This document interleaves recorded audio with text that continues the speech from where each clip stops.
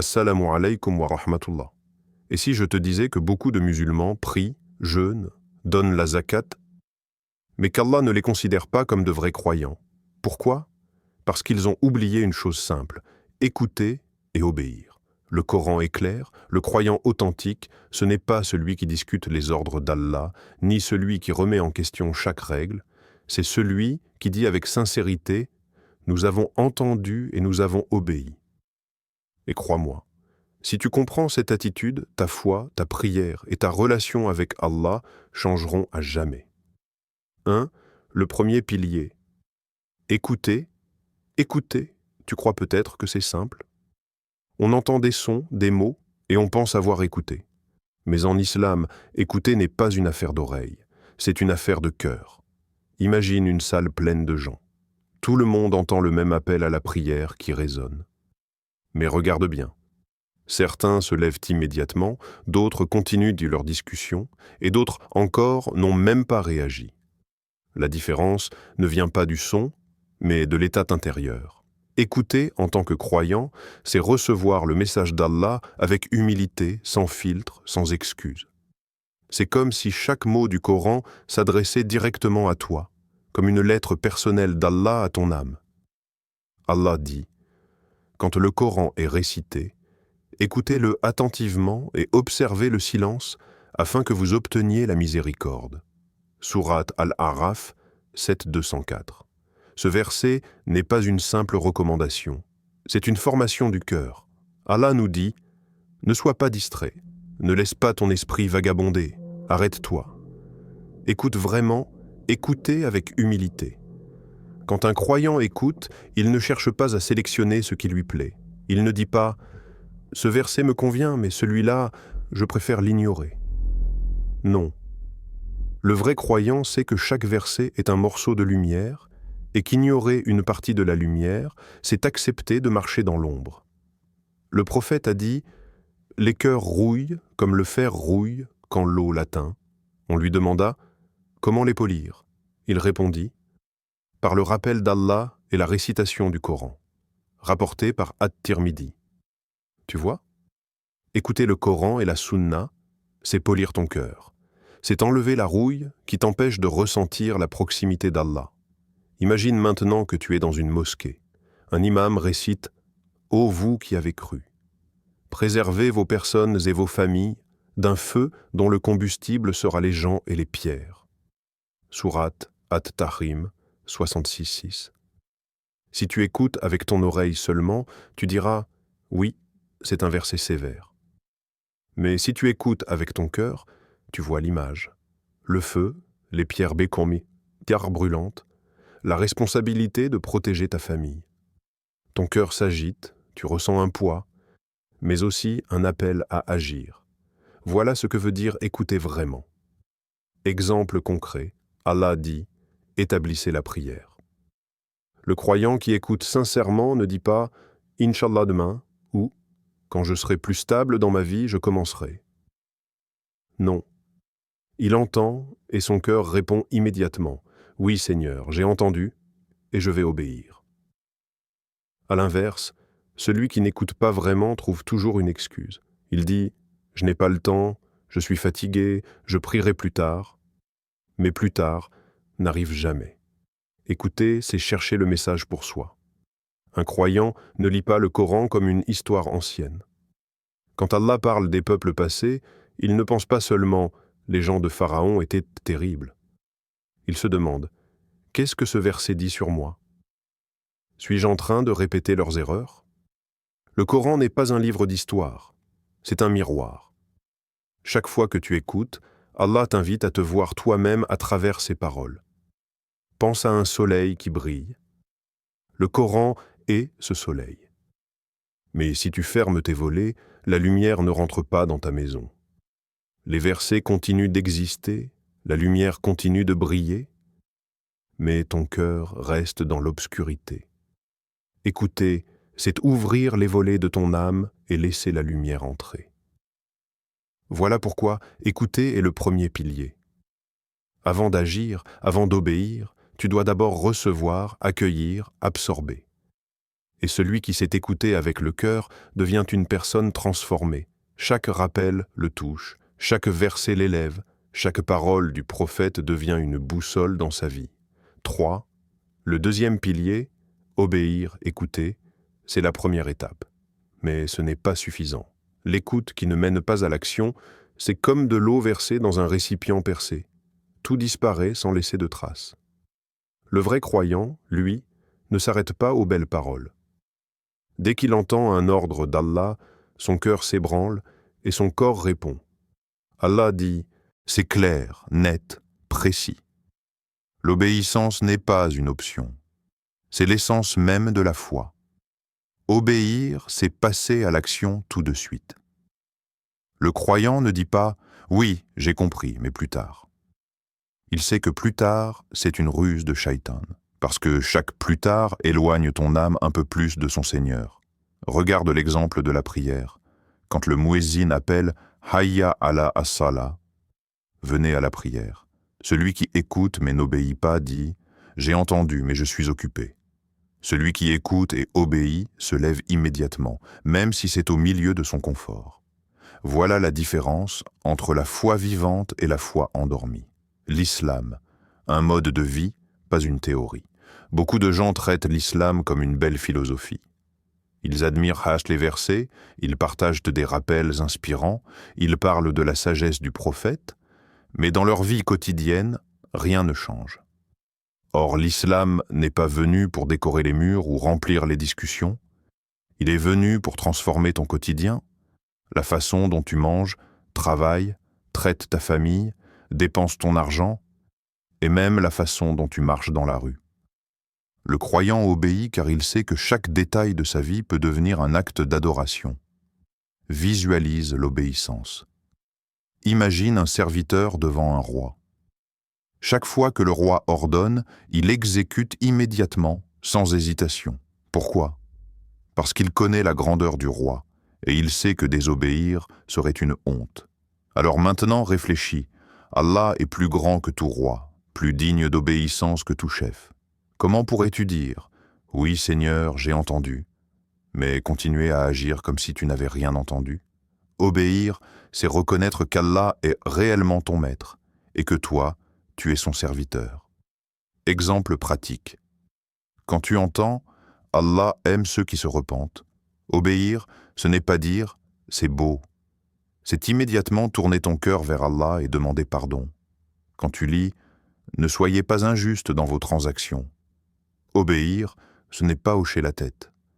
C'est vérifier ton commerce, ta façon de vendre, ta façon de traiter les autres.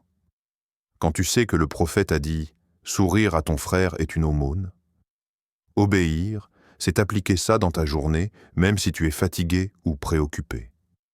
Obéir, c'est la preuve d'amour. Ne te trompe pas, l'obéissance n'est pas une contrainte froide. Elle est le signe de ton amour pour Allah. Le prophète a dit « Tous les membres de ma communauté entreront au paradis sauf ceux qui refusent. » Les compagnons demandèrent « Ô messager d'Allah, qui donc refuserait ?» Il répondit « Celui qui m'obéit entrera au paradis, et celui qui me désobéit aura refusé. » Rapporté par Al-Bukhari. Alors pose-toi la question. Est-ce que tu obéis vraiment ou est-ce que tu refuses sans t'en rendre compte? Chaque jour, Allah t'envoie des signes, des rappels, des versets. La vraie question est, qu'est-ce que tu fais après avoir entendu? Parce que l'obéissance, ce n'est pas demain, c'est maintenant. Quand tu sais que ton Créateur t'appelle, n'attends pas une autre occasion. N'attends pas que les circonstances soient pas parfaites. Chaque instant de ta vie est une opportunité de dire par ton cœur et par tes actes « J'ai entendu et j'ai obéi ». 4. L'équilibre du croyant. Un croyant n'est pas une machine. Il n'est pas un simple exécutant qui entend des ordres et les applique mécaniquement. L'islam n'a jamais voulu créer des êtres privés de sentiments, mais des cœurs vivants, conscients, qui trouvent dans chaque ordre divin une source de lumière et dans chaque acte d'obéissance une saveur spirituelle.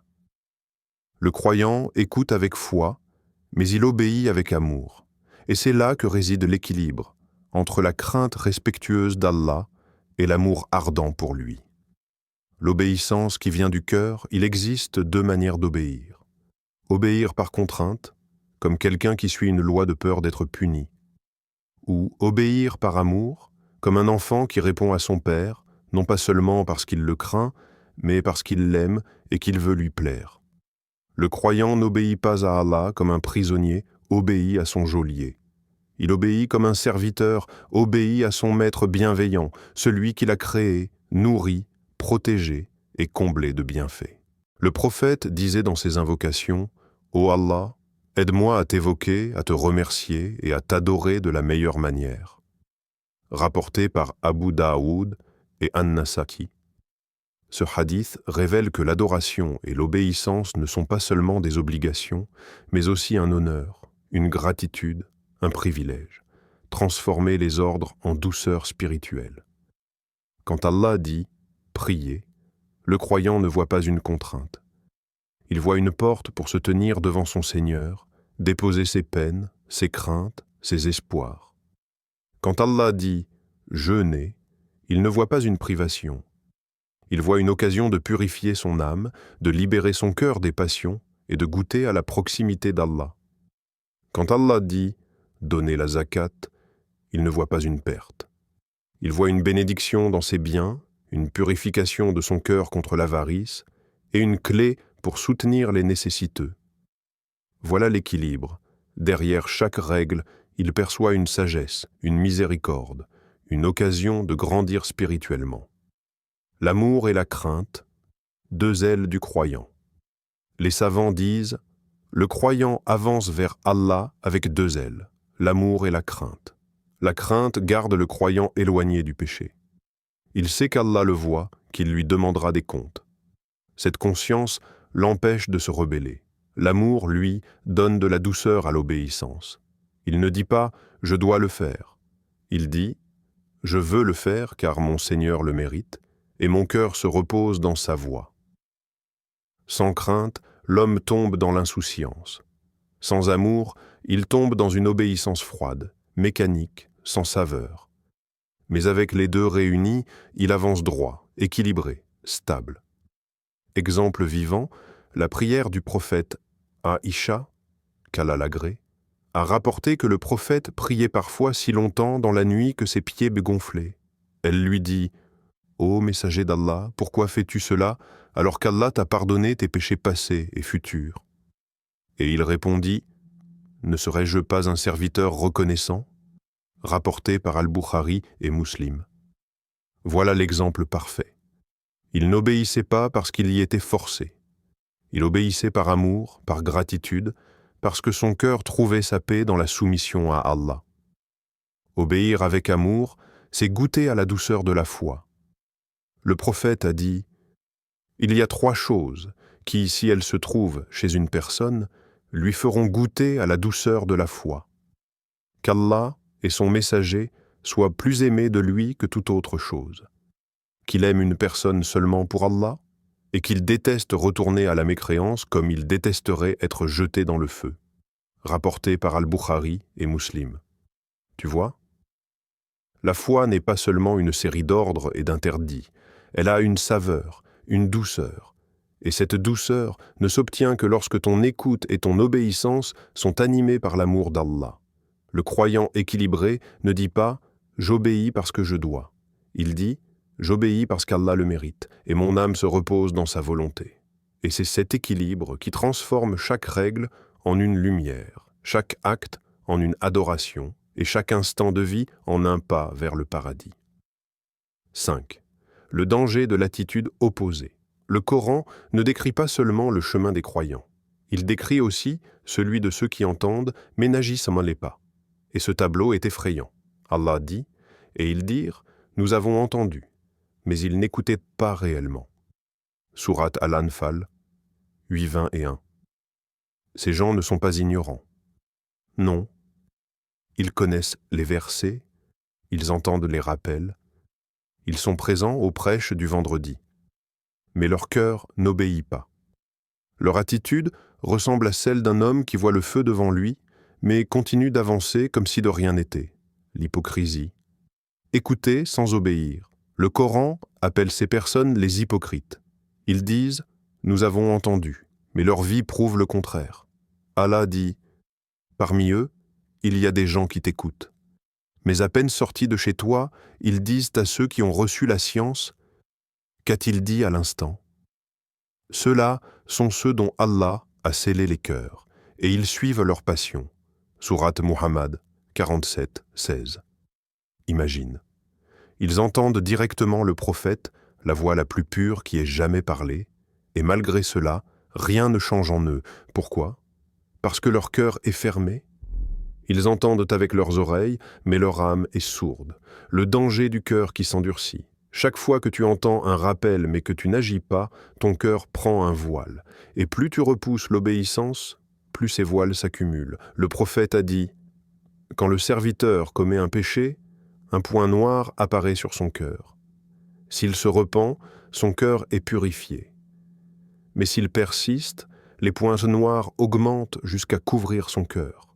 C'est cela, Ar-Ran, la rouille mentionnée par Allah dans le Coran. Rapportée par Ibn Majah et authentifiée, voilà le vrai danger. Tu peux finir par perdre la douceur de la foi. Lire le Coran devient pour toi une formalité, écouter un prêche devient un ennui, et tu n'éprouves plus aucune émotion devant les versets qui faisaient pleurer les compagnons. Une porte qui peut se fermer, Allah avertit. Puis, à cause de leur rupture de l'engagement, nous les avons maudits et avons endurci leur cœur. Sourate Al-Maïda, 5, verset 13. C'est terrifiant. Quand un cœur s'endurcit, il ne voit plus la vérité, même si elle est évidente. Il ne ressent plus la crainte, même en entendant les menaces du jour du jugement. C'est comme si une porte s'était refermée.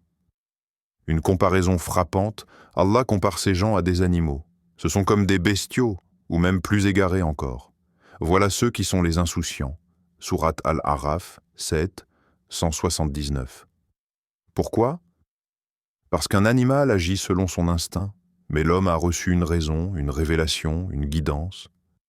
Alors quand il refuse d'obéir malgré la vérité qu'il connaît, il tombe plus bas qu'un animal. Le piège du décalage entre savoir et agir.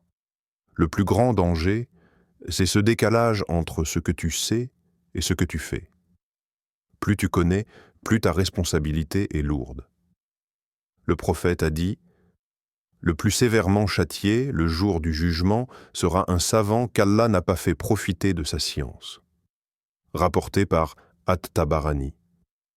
Autrement dit, le savoir sans obéissance est une preuve contre toi, pas pour toi. Perdre la douceur de la foi.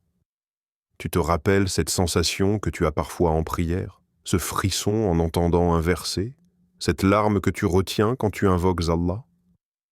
Sache que cette douceur peut disparaître.